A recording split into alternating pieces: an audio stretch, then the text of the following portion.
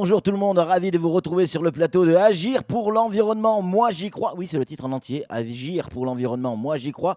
Bienvenue sur le plateau d'APE, cette émission, la seule émission hebdomadaire pour l'ensemble de l'océan Indien, entièrement consacrée à l'environnement et à sa protection.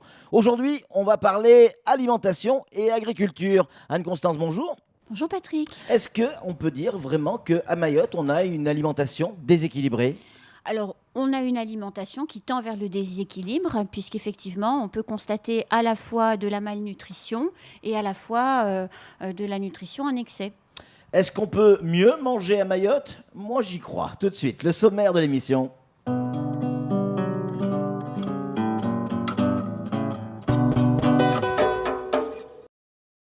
Dans ce nouveau numéro d'APE, nous allons parler alimentation. On a souvent oublié ce qu'est une alimentation équilibrée, nous laissant séduire par une consommation dont les mérites sont vantés dans les pubs télé, alors que d'autres souffrent de sous-nutrition. Le pouvoir public agit et tente de remettre dans la tête des plus jeunes les gestes de base pour bien manger lorsque cela est possible. Notre équipe est allée sur le terrain à la rencontre des professionnels qui font bouger les lignes sur le plateau. On aura Bertrand Vibrecht, directeur de la DAF. On aura également Atoumani Wassoa Atou, secrétaire de la Confédération paysanne, et Laïla Timadi, cadre infirmière dans les PMI au conseil départemental. Nous aborderons la question des conséquences de la malnutrition dans ses excès et ses carences, et nous verrons que les agriculteurs mahorais agissent pour mettre en avant des produits sains. Enfin, nous retrouverons Anne-Constance Onguena pour découvrir quelques chiffres afin de nous convaincre. Entre gâchis alimentaire et malnutrition, nous avons perdu nos repères pourtant essentiels. Bien manger, ça veut dire quoi à Mayotte ? Regardez ce reportage signé Pierre Bellucci, Daniel Dunon et Outoumani Saïd.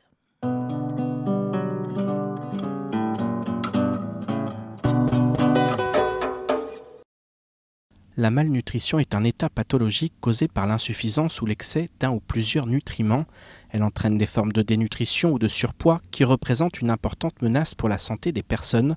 Selon l'OMS, à l'échelle mondiale, près de 2 milliards d'adultes sont en surpoids, 150 millions d'enfants souffrent d'un retard de croissance, tandis que 29% des femmes en âge de procréer sont anémiées.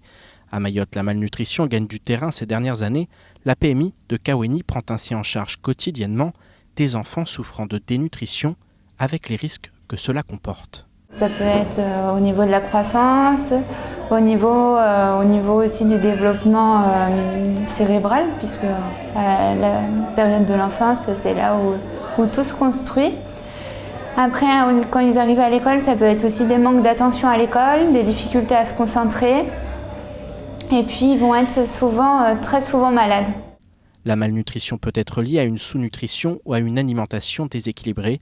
Si les enfants sont particulièrement touchés, une étude datant de 2008 révèle que 79% des femmes et 52% des hommes adultes sont en surpoids ou obèses à Mayotte. Afin de lutter contre ces fléaux, la PMI organise des ateliers pour sensibiliser les parents. Sur tout ce qui est l'alimentation équilibrée, on fait des animations, on essaie de sensibiliser aux parents qu'est-ce que c'est un repas équilibré, et en collaboration avec les infirmiers et les médecins, tous les jours on fait des animations. En parallèle des PMI, l'IREPS en collaboration avec la mairie et le GVA de Tsingoni sensibilise les élèves dans les écoles afin qu'ils connaissent les causes de la malnutrition. L'une des dernières causes, c'est qu'on préfère les hamburgers et les pizzas aux fruits et légumes. On préfère réfléchir en envie plutôt qu'en besoin. Se nourrir à l'envie au détriment des besoins, couplé au manque d'activité physique, cela peut rapidement virer à la malnutrition. C'est pour cette raison que l'IREPS intervient auprès des plus jeunes, mais également des parents, afin que chacun apprenne à mieux manger. L'objectif avec les enfants, c'est vraiment d'avoir un projet sur l'alimentation qui touche à la fois la production, mais également les acteurs locaux, et qui touche vraiment le bien-être, le corps humain, la croissance.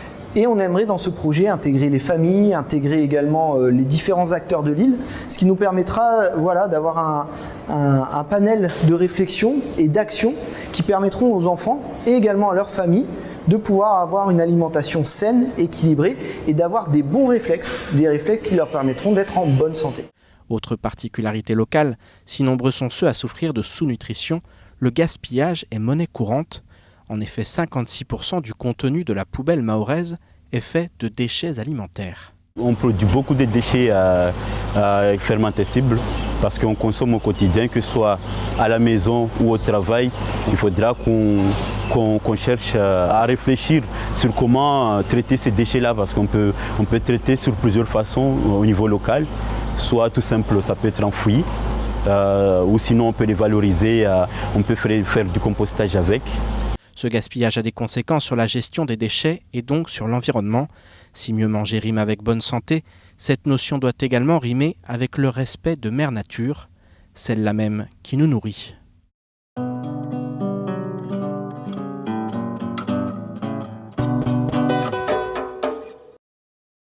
Retour sur le plateau d'APE. Bravo pour ce reportage de Pierre Bellucci et son équipe. On va présenter nos invités. Ils sont nombreux sur le plateau. Honneur aux dames avec Laïlati Madi, cadre infirmière PMI. Laïlati, bonjour. Bonjour. Honneur aux dames toujours avec Anne-Constance. Bonjour Anne-Constance du cabinet Incidence. Bonjour Patrick. Et puis, on continue avec Atoumani Ouassoa. Il est secrétaire général de la Confédération Paysanne. Atoumani, bonjour. Bonjour. Et puis enfin, Bertrand Vibrèche, que l'on connaît bien sur ce plateau, le directeur de la DAF. Bertrand, bonjour. Bonjour. On va commencer avec vous, si vous êtes d'accord, Bertrand. Peut-on réellement parler de gaspillage alimentaire ici à Mayotte, alors qu'on est dans l'une des RUP les plus pauvres ? Alors oui, en fait, il y a du gaspillage alimentaire, mais pas dans les mêmes proportions qu'en métropole. C'est-à-dire que à l'échelle nationale, on estime que le gaspillage alimentaire, c'est 30 kilos en gros par habitant et par an. Où ça, en métropole ? Oui, ou à Mayotte. Ouais. En métropole. En métropole, ouais. Ouais. 30 kilos par habitant et par an. Ouais. Or ici, petite anecdote, je suis arrivé ici, je me suis préoccupé du gaspillage alimentaire à la cantine de Coconi, au lycée agricole. J'ai dit voilà, dans les établissements d'enseignement agricole de métropole, on met en place des programmes pour, je dirais, sensibiliser les jeunes qui mangent à la cantine au gaspillage alimentaire et au tri de ce qui sort de la cantine, etc. Ouais. Et donc je me suis dit, est-ce que quelque chose est fait au lycée agricole de Coconi ? Et là, tout le monde a bouffé de rire en me disant, mais Bertrand, il reste rien dans les assiettes à Coconi. Oui. Voilà. Donc on est dans une situation qui est quand même différente, oui. Mais on a quand même des modes de consommation qui évoluent rapidement et qui vont, si on n'y fait pas attention, entraîner une augmentation du gaspillage alimentaire, notamment parce qu'on va changer de type de consommation.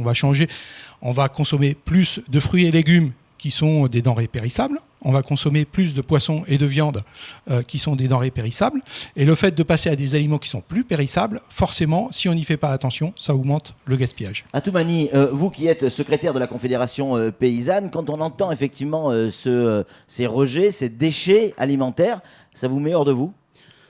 Tout à fait, surtout dans un pays, étant donné qu'on se dit musulman. Oui. Donc ça m'inquiète déjà. C'est vrai. Et secondo, pour un pays qu'on se dit pauvre et qui ait autant de gaspillage, est-ce qu'il y a un problème quelque part, quoi. Ouais. On va en parler de ce problème. On est au sein de l'APE. On va aborder évidemment toutes les questions. Laïlati Madi, en tant que cadre infirmière, vous, quand la malnutrition touche tous les milieux, quand elle se manifeste dans les milieux pauvres, comment vous réagissez ?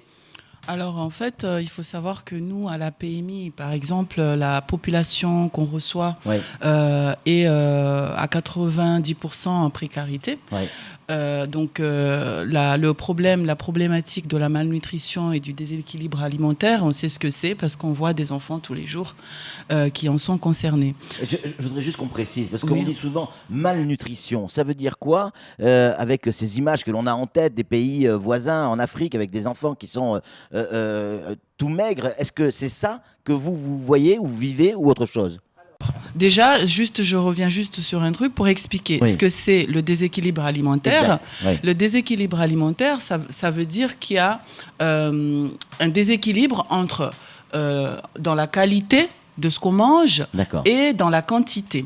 Et en fait, il y a l'équilibre, soit il est en déséquilibre dans l'excès, ou en insuffisance. D'accord. Donc c'est important de le dire parce que en fait souvent on parle que de la dénutrition, donc la malnutrition, etc. Oui. Mais on parle pas aussi de l'excès quand on est dans l'obésité, etc. Donc nous à la PMI par contre, on a des enfants qui sont dans la suralimentation, donc l'excès, l'obésité, etc. Mais dans la majeure partie des cas, c'est plutôt des enfants qui sont en dénutrition. Donc nous, on a, quand vous parlez de l'Afrique, des enfants comme ça, là, on parle du marasme, de ça, on parle du kwashiorkor. Allez-y. On parle du kwashiorkor. C'est quand il y a une alimentation qui est faible en protéines. Et sinon, un déséquilibre qui est mixte, qui mélange un peu de tout. Là, il a dit, la malnutrition, on la trouve aussi dans les milieux favorisés ?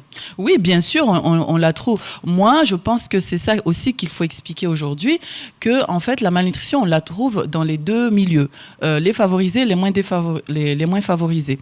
Parce qu'en fait, quand on est dans le milieu favorisé, on est dans la suralimentation et on mange un peu de tout et de n'importe quoi, on consomme. Dans l'autre cas, on n'a rien. On prend ce qu'on trouve. Voilà. Bien sûr. Bertrand, malnutrition, c'est quoi ? Carence ou excès ? Ça peut être l'un ou ça peut être l'autre. C'est un peu ce qu'expliquait là, il a dit déséquilibre par rapport aux besoins de l'individu qui consomme. Ouais. Donc, est-ce qu'il y a une échelle dans l'excès, une échelle dans la carence ?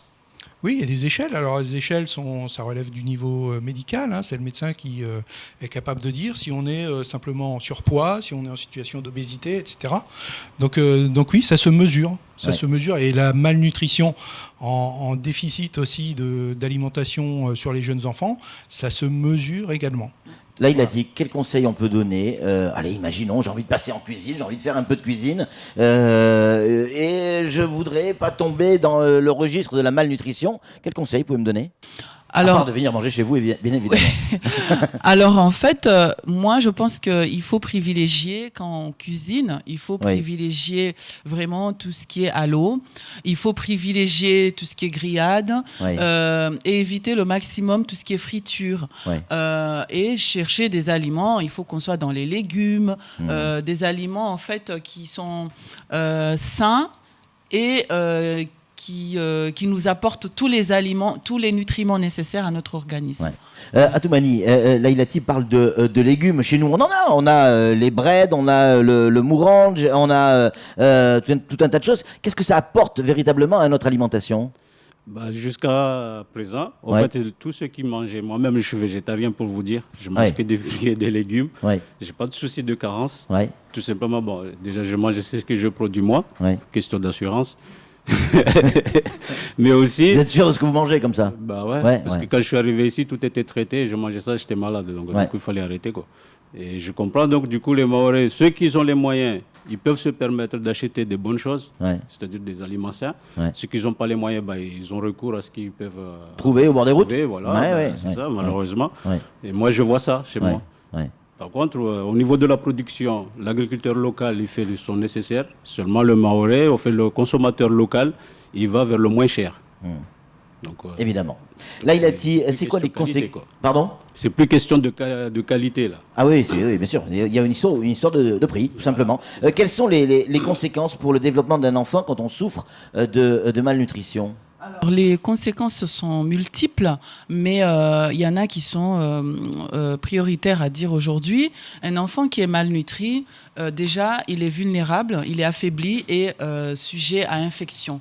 Donc, il va attraper des infections plus rapidement. Et il va pas se développer de manière donc, il est moins protégé, Il est moins protégé, déjà. Et la croissance se fera de manière plus lente. Il sera moins épanoui, moins harmonieux qu'un enfant qui est bien nourri. Comment vous agissez dans les PMI quand vous rencontrez ce type de cas ? Qu'est-ce que vous faites ? Alors nous, il y a deux sortes. Soit les enfants, on les dépiste nous à la PMI. Donc comme disait tout à l'heure monsieur le directeur, en fait, quand les enfants y viennent, on sait comment dépister. Il y a des chiffres, il y a des mesures, il y a des actes qui se font qui fait qu'on sait quand un enfant est malnutri. Ce qu'on fait, premièrement, on dépiste. Si l'enfant n'est pas malnutri, n'est pas dans la zone sévère, on le suit en PMI. Donc, on voit l'enfant une fois toutes les semaines ou une fois toutes les 2 semaines. Sinon, si l'enfant est au stade sévère, on l'adresse en pédiatrie et il est suivi au CHR. Atoumani, qui dit enfant dit école. Qui dit école dit goûter.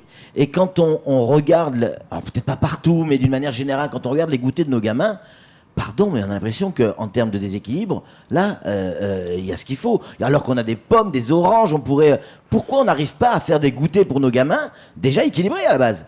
C'est la question à se poser parce que je pense Bien dans le micro. C'est la question qu'on se pose justement parce que je ne comprends pas déjà le fait qu'à la cantine à Mayotte, on sert des pommes alors qu'on a des fruits locaux qui pourrissent sur les champs. Donc c'est déjà incompréhensible qu'on importe de la pomme qui aurait fait je ne sais pas combien de milliers de kilomètres pour arriver dans les mains d'un enfant ici, alors qu'on a les bananes, on a les papayes, on a les mangues. Et qui pourrissent sur les arbres. Les arbres. Bon, en même temps, on a des agriculteurs qui nous disent non, les fruits n'ont pas le temps de pourrir, ils sont mangés par les rats. Ça arrive. Si. Les rats, ils sont là, comme les maquis, quoi. Chacun gagne sa part. Hein. Mais moi, je dis, il faut qu'il y ait concertation auprès des agriculteurs et pour ce qui concerne surtout la scolarité, quoi. Il y a des choses à faire à ce niveau-là. Il y a des choses à faire. Bertrand Vibrèche, vous êtes le directeur de la DAF. Des ateliers alimentaires, des jardins potagers sont proposés dans les écoles pour apprendre aux enfants les gestes nutritionnels. Comment ça se passe au quotidien avec les gamins ? Qu'est-ce qu'on leur apprend ? Qu'est-ce qu'on leur explique comme type de geste ? Déjà, on leur apprend, je dirais, à consommer des fruits et des légumes locaux. C'est une première chose. Ensuite, on leur apprend d'où ça vient. C'est important, effectivement, de leur donner des infos sur la façon dont ça pousse, la façon dont on les produit. Alors, c'est vrai que les gens sont moins éloignés de ça qu'en métropole, où on a beaucoup de petits urbains qui savent plus comment poussent les pommes, comment poussent... à Mayotte, on n'en est pas là. À Mayotte, on n'en est pas là. Voilà. Mais de leur apprendre à consommer local, c'est très important. Parce que quelque part il faut redonner de la valeur à la production locale. Voilà. Et donc ça c'est important et je pense que c'est des actions qui ont un effet après sur les parents. C'est-à-dire que au niveau de la cuisine peut-être. C'est-à-dire que quand les gamins rentrent chez eux et racontent ce qu'ils ont vu à l'école, quand les gamins, accompagnent les parents quand on va faire les courses, etc. Ils sont quand même susceptibles, je dirais, d'apporter ce qu'ils ont appris à l'école et de modifier progressivement les pratiques à l'intérieur de la famille. Il ne faut pas le négliger. On est quand même dans une société qui évolue rapidement, où les enfants ont la chance d'acquérir des niveaux de formation que n'avaient pas forcément leurs parents. Et donc je pense que les parents donnent de la valeur aussi à la parole des enfants qui ont la chance d'étudier, qui ont la chance de ramener des choses de ce qu'ils apprennent à l'école. Et donc c'est un bon véhicule pour faire changer, je dirais, les habitudes des familles. Bertrand, quelles sont les conséquences d'une alimentation trop riche sur la santé ? Une alimentation trop riche, c'est l'obésité, c'est le diabète. C'est essentiellement ça. Voilà. Alors, ce qu'il faut aussi dire, c'est qu'il y a 2 volets. C'est-à-dire qu'en ce moment, avec le système de santé, on est sur une campagne de communication sur manger, bouger. Ça veut dire à la fois manger mieux et puis aussi bouger, faire plus d'exercice physique. C'est le pendant. Il faut aussi développer les activités physiques pour rééquilibrer la ration. Une question pour tout le monde. On est tous parents, on a tous la télévision. Et nos gamins regardent des publicités. Et comment arriver à dire non à nos gamins à un produit qui est hyper bien fait pour être vendu à mon gamin et il veut ce produit ? Comment je peux, moi, lutter contre ça ? Là aussi, pour nous, les parents, c'est compliqué. Qui peut répondre à ça ? Bertrand ? Alors je voudrais mettre en valeur un dispositif qui est en train de se développer, qu'on appelle le Nutri-Score. Le Nutri-Score, en fait, ça consiste à faire en sorte que sur l'étiquette d'un produit, on ait toutes les informations qu'il y a aujourd'hui, mais qui sont difficiles à comprendre parce que il y a le taux de lipides, le taux de glucides, il y a le pourcentage de vitamine A, etc. Les étiquettes sont hyper compliquées à comprendre aujourd'hui. Donc le Nutri-Score, c'est de dire, on va mettre sur chaque produit, en fait, juste une lettre A, B, C, D, E, avec la lettre A et la couleur verte pour les aliments qui sont plutôt bons pour la santé parce qu'ils sont riches en fibres, ils sont riches en protéines, ils sont pauvres en sucre, ils sont pauvres en lipides. Donc voilà. Et puis la lettre E pour les aliments les pires les plus riches en sucre, en graisse, du style certaines pâtes à tartiner, qu'on ne citera pas ici. Voilà. Donc ce dispositif est en train de se mettre en place. Là, actuellement, au Parlement, les sénateurs sont en train de discuter de la généralisation de ce dispositif. Ah oui, il y a une vraie prise de conscience là-dessus. Donc il y a une vraie prise de conscience de ce truc-là. Ouais. Alors, c'est vrai que c'est compliqué parce que A, B, C, D, E sur un produit, c'est forcément réducteur, je veux dire. Alors, on ne sait pas comment va être classé. Par exemple, le miel. Le miel, c'est très bon, c'est bon pour la santé, mais c'est plein de sucre. Ouais. Donc voilà. Donc, c'est un peu compliqué, je dirais, pour utiliser, mais ça permet au moins de classer les produits. C'est-à-dire que quand on achète un paquet de céréales pour ses enfants, pour le matin, le petit déjeuner, on peut comparer les différents paquets et voir s'il y a des céréales qui sont plutôt classées en A et d'autres qui sont plutôt classées en C, et puis prendre plutôt celles qui sont en A. On a bien compris. Atoumani, j'aimerais qu'on revienne sur le gaspillage. Vous disiez tout à l'heure, on est dans un pays musulman, le partage, etc. Oui, mais on est aussi dans un pays de tradition, de culture. Quand je regarde les mariages, regardez la quantité de nourriture qui est faite pour un mariage. Et le gaspillage qui est fait aussi. Là, pour le coup, quand on dit qu'il reste rien dans les assiettes, c'est pas vrai. Il y a du gaspillage pour les mariages. Comment on peut lutter contre ça ? Est-ce qu'on a le droit de lutter contre ça déjà ? Je pense si, on a le droit peut-être, mais ça va être la guerre avec les gens qui tiennent à ça, cette culture. Ça va être compliqué, ouais. Bah oui, parce qu'avant, moi je me rappelle dans mon enfance, il y avait ce qu'on appelle les haroussis. Les haroussis, ça n'a rien à voir avec les manzarakas d'aujourd'hui, parce qu'il n'y avait pas autant de gaspillage. Pour un haroussi, on tuait, je crois, un zébu pour la fin le dernier jour du mariage. Ouais. Et on mangeait tout, jusqu'à la peau. Tout. Jusqu'à la peau. Hein. Ouais. Et ce qui restait, c'était partagé avec la famille. Il n'y avait pas autant de boissons là. Aujourd'hui, c'est des cartons, des camions de boissons qui sont posés devant les plateaux manzaraka. Et des boissons, c'est pas forcément de l'eau, c'est des sodas souvent. Donc les gens, quand ils boivent beaucoup de ces boissons sucrées-là, ils n'ont plus envie de manger. Donc, ce qui fait le gaspillage commence à partir de là. Donc si on ne compte pas les gens, si on ne délimite pas le nombre de personnes d'invités dans les trucs comme ça, ça ne va jamais s'arrêter. Ou je sais pas. Laïlati, la restauration scolaire va se développer, ça on le sait, tout le monde l'a dit sur ce plateau à plusieurs reprises, dans les médias on le lit. Est-ce que on va pouvoir se mettre dans le bon engrenage ? Est-ce qu'on va pouvoir profiter de la mise en place de cette restauration scolaire pour prendre les bonnes habitudes ? Moi, je pense il faudrait qu'il y ait une réelle communication sur le terrain, qu'il y ait, je trouve, des ateliers ou des groupes. Il faut vraiment qu'on soit auprès de la population pour expliquer, pour communiquer. Moi, je pense qu'il faut de la communication tout le temps pour justement parler des bonnes habitudes à prendre et profiter de cette occasion pour intégrer les bonnes habitudes à prendre dans la restauration. Atoumani, est-ce que nos agriculteurs, nos éleveurs, nos pêcheurs se préparent correctement pour répondre à ces besoins qui sont là, qui vont arriver avec notamment la restauration scolaire ? On attend juste la concertation que ça se fasse auprès des agriculteurs, justement. Mais est-ce qu'on est prêt au niveau des agriculteurs ?